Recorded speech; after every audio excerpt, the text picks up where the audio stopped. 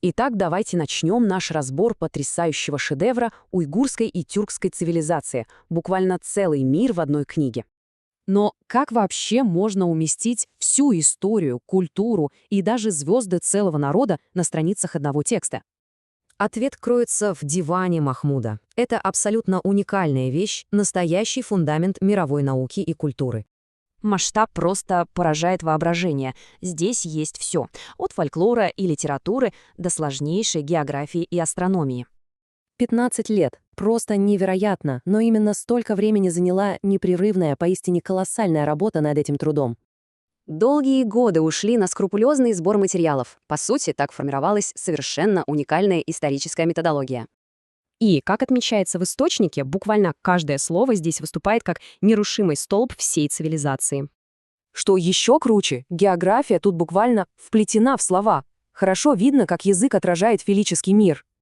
Эти суффиксы — настоящие лингвистические сокровища.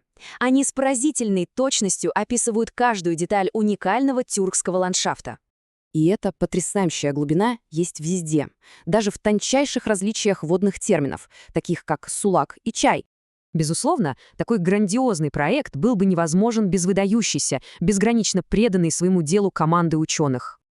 Их совместные усилия — это просто подвиг, настоящий мастер-класс сложнейшего научного и административного перевода на протяжении десятилетий.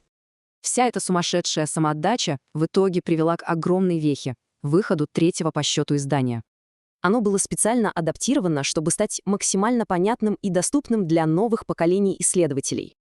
30 лет анализа и 15 лет командной работы — это достижение можно смело назвать поистине эпохальным. Эти ритмичные поэтические строки отлично подчеркивают неприходящую силу языка и бесконечное стремление человека к знаниям. И напоследок важный вопрос. Если одна книга вмещает целый мир, что исчезает вместе с ушедшим языком?